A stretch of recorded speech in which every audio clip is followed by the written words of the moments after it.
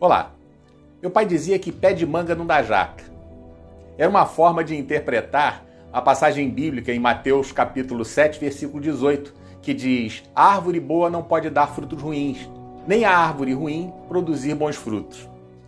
Homero Homem da Siqueira Cavalcante, em seu livro Cabra das Rocas, conta que em sua terra natal existe uma árvore chamada piuriteiro. O piuriteiro dá um fruto, piurito. E o piurito não serve para nada, não serve para comer, não serve para fazer óleo, não serve para coisa nenhuma. E o povo da terra cantaria pro piurito: "Piuriteiro que dás piurito, por que não dás coisa boa?" Ao que o piuriteiro responde: "Cada um dá o que pode, conforme sua pessoa." Desde a minha adolescência, ouço falar em políticos corruptos. Se dizia de que Adhemar de Barros, que não o conheci, era tratado como o que rouba mais faz. Tem uma história que narra um assalto na casa da amante de Adhemar de Barros. O político era famoso por sempre estar ligado a esquemas de corrupção e desvio de dinheiro em praticamente todas as áreas possíveis. Provavelmente foi inspiração para o Sérgio Cabral. Ou podemos recorrer a outra máxima antiga: a história se repete.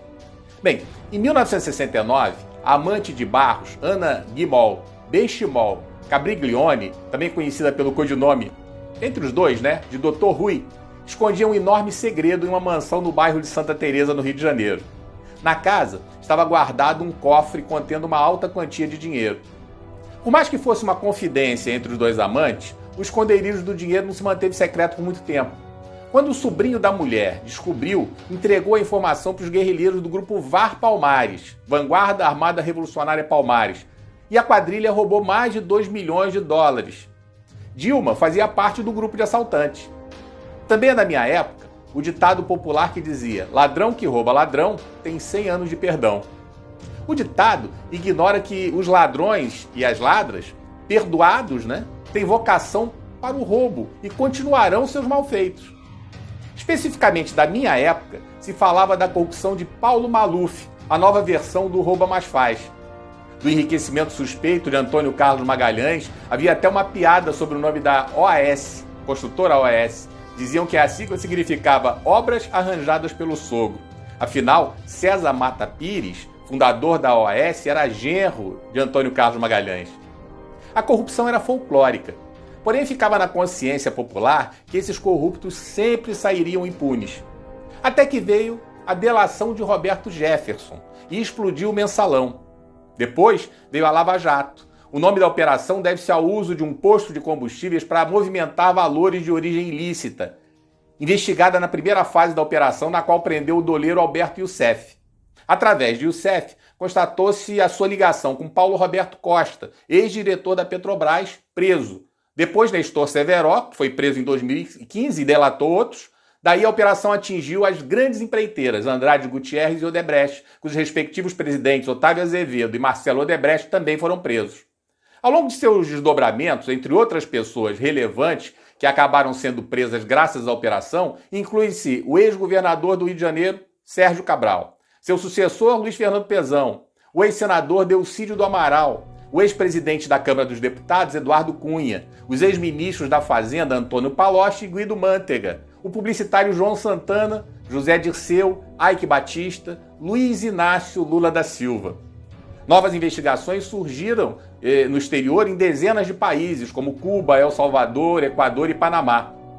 Parecia que teríamos uma limpeza no cenário. Mas, hoje, nos decepcionamos com uma suprema surpresa, ao ver a soltura de um por um dos criminosos comprovadamente ladrões, condenados, denunciados por comparsas da intimidade como Palocci, flagrados com dinheiro na cueca, com apartamentos reservados tão somente para guardar dinheiro.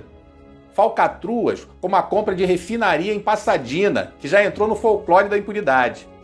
Mereceu uma CPMI e o presidente da comissão era um senador, que agora virou ministro do Tribunal de Contas da União e foi denunciado recentemente por corrupção e lavagem de dinheiro pela Operação Lava Jato. E que na época ele cuidou, quando senador, cuidou de varrer a sujeira para baixo do tapete. Seria surpreendente se a denúncia avançasse e ele fosse punido hoje.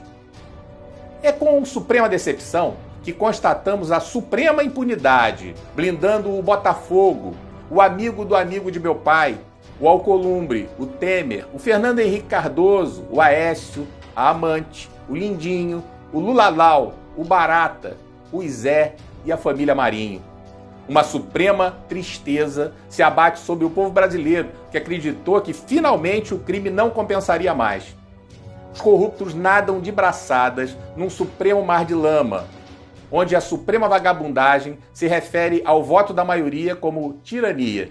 Ou seja, democracia é ele, o Rei Sol, o centro do universo, pelo menos no universo do submundo, submundo supremo, supremo bueiro, suprema sarjeta.